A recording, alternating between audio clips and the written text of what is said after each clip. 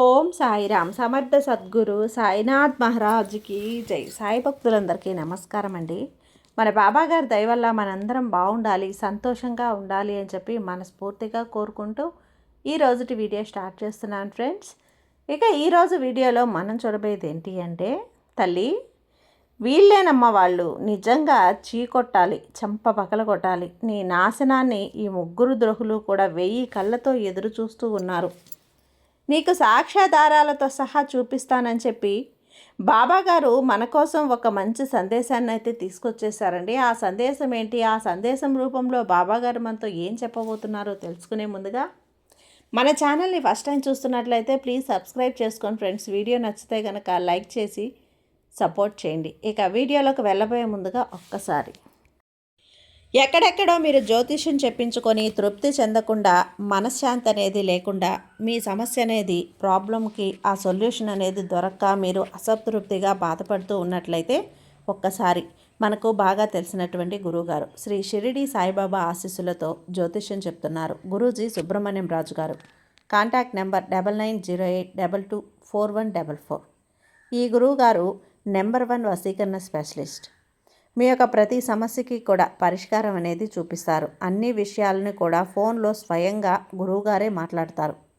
ప్రేమ, పెళ్లి, భార్యాభర్తల మధ్య సమస్యలు, స్త్రీ మరియు పురుషుల వశీకరణం చేయబడును. చెడు గృహ ప్రయోగాలకు నివారణ చేయబడును. మీ యొక్క ఎటువంటి సమస్యనైనా సరే ఫోన్లోనే 24 గంటల్లో పరిష్కారం అనేది చూపిస్తారు. కాబట్టి నమ్మకంతో గురువుగారిని కాంటాక్ట్ అవ్వండి. మీరు ఎక్కడెక్కడో జ్యోతిష్యం చెప్పించుకొని అసంతృప్తి చెంది ఉంటే ఈ గురువు గారి దగ్గర ఒక్కసారి ఫోన్ చేసి మీ సమస్యకు పరిష్కారం అనేది తెలుసుకున్న తర్వాత మీ మనసు ప్రశాంతంగా ఉంటుంది. కాబట్టి నమ్మకంతో కాల్ చేయండి గురువుగారికి. సుబ్రహ్మణ్యం రాజు గారు, నెంబర్ 1 వశీకరణ స్పెషలిస్ట్. Contact number 9908224144. ఇక వీడియోలోకి వచ్చేస్తే, బిడ్డ ఈ రోజున నీకోసం ఈ సందేశం. చీ చీ అని ఎన్నిసార్లు అన్నావు అంటే వాళ్ళ మీద నీకు ఎంత ద్వేషం ఉందో ఒక్కసారి ఆలోచించు. నేను ఎవరిని కూడా ఇంతగా ద్వేషించను. ప్రతి ఒక్కరిని కూడా నా బిడ్డలుగా భావిస్తాను. అయితే ఎప్పుడైనా సరే ఎదుటివారి యొక్క నాశనాన్ని కోరుకుంటున్నారు, ఎదుటివారు ఎదుగుతుంటే చూడలేకపోతున్నారో, ఎదుటివారి మీద కుళ్ళు కుతంత్రాలతోటి రగిలిపోతూ ఉంటారో, ఎదుటివారి మీద తప్పుడు ప్రచారాలతోటి ఇంటింటికి తిరిగి గడప గడపకు కూడా నీ మీద నెగిటివ్గా చెప్తూ ఉన్నారు. వీటన్నిటినీ కూడా దృష్టిలో పెట్టుకొని వారిని చీ అని చెప్పి అనాల్సి వస్తుంది. నిజంగా వాళ్ళని చెప్పుతో చెంప పగలగొట్టినా కూడా పాపం లేదమ్మా. కానీ నువ్వు కనీసం చెంపలు పగలగొట్టే అంత నువ్వు ఆ స్థాయికి ఎదగకపోయినా కానీ వారితో తస్మాత్ మంచిగా ప్రేమగా స్మూత్గా మాట్లాడుతూనే అసలు ఎంత అమాయకంగా ఎలా ఉండగలుగుతున్నావు తల్లి. మరి ఇంత మంచితనమా? ఎదుటివారు నిన్ను మోసం చేస్తున్నారు. అవసరం కోసం మాత్రమే నిన్ను వాడుకుంటున్నారు. ఏదన్నా పని ఉంటేనే నీ దగ్గరకు వస్తున్నారు. పని లేకపోతే నిన్ను పక్కకి నెట్టేస్తున్నారు. ఎదుటివారు స్వార్థం కోసం ఉపయోగించుకుంటున్నారు. అది నీకు తెలిసినా కూడా నువ్వు పిచ్చిదానిలాగా అమాయకంగా ఇంత మంచితనంతో వారి అవసరాలను తీరుస్తూ వారి సమస్యలను నువ్వు చక్కగా పరిష్కరిస్తూ మళ్ళీ నీ మీదనే కుట్రలు పన్నుతూ ఉన్నా కూడా నువ్వు ద్వేషం లేకుండా మాట్లాడుతున్నావు చూడు, అది నీ మంచితనం. అందుకే తల్లి నీకు తోడుగా నేనున్నాను. కాబట్టి నువ్వు ఇప్పుడు ఈ ముగ్గురు పేర్లు ఎవరైతే నేను చెప్తానో జాగ్రత్తగా విను. ఈ ముగ్గురు కూడా నీ రక్త సంబంధీకులైతే కాదు. ఈ ముగ్గురిలో 2 నీ ఇంటి పార్టీకి చెందినవారు, ఒకరు బయట స్త్రీ అన్నమాట. ముగ్గురు కూడా స్త్రీలే.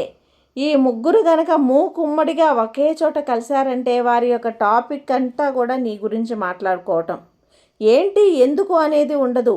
ఇక్కడ ఇంత భార్యాభర్తల మధ్య గొడవ జరిగిన, ఇంత పిల్లల మధ్య కేరింగ్ తగ్గిన, ఇంత ఒకరోజు వంట చేయకపోయినా, ఇంత ఒకరోజు ఇల్లు శుభ్రంగా ఉంచుకోకపోయినా, ప్రతి దాంట్లో కూడా వాళ్ళు ఇంతను అంత చేసి ముగ్గురు చెప్పుకొని నిన్ను అలుసుగా జనాలలో క్రియేట్ చేస్తున్నారు తల్లి. ఈ ముగ్గురు కూడా నువ్వు ఏదన్నా ఫంక్షన్ వచ్చిందనుకో, పార్టీ వచ్చిందనుకో, అక్కడికి వెళ్ళావంటే గనక జనమందరూ కూడా వీళ్ళు చెప్పే మాటలు నిజమే అనుకొని నమ్మి మిమ్మల్ని అలుసుగా చూస్తూ ఉన్నారు. నీతో సరిగా మాట్లాడడానికి కూడా ఇష్టపడట్లేదు.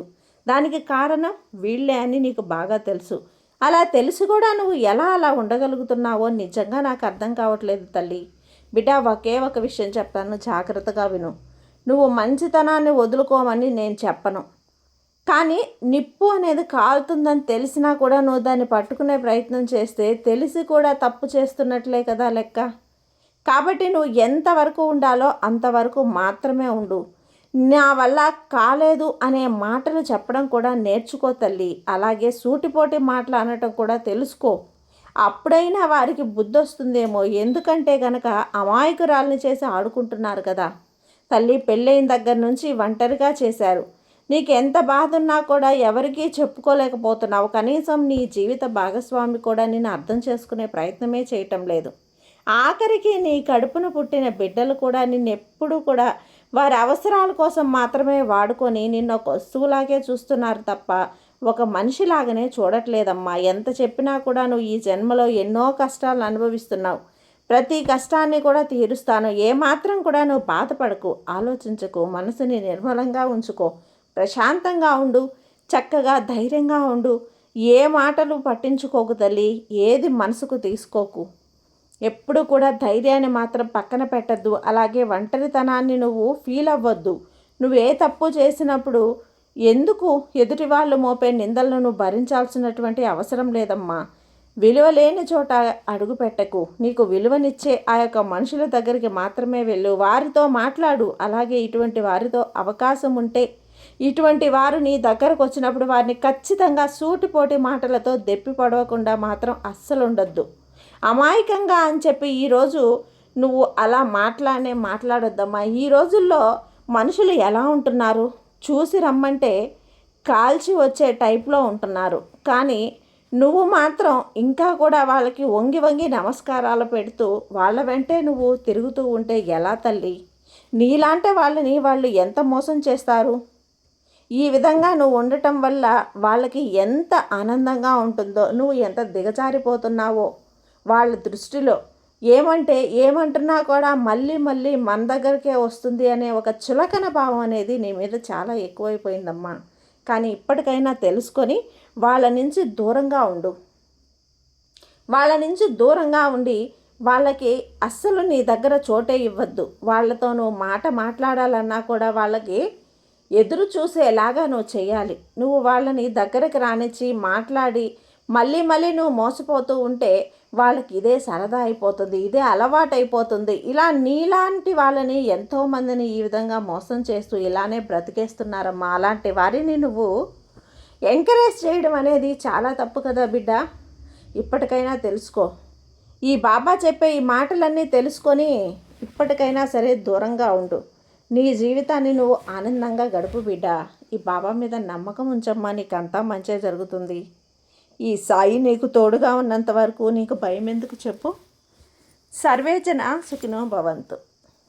జై సాయిరామ్.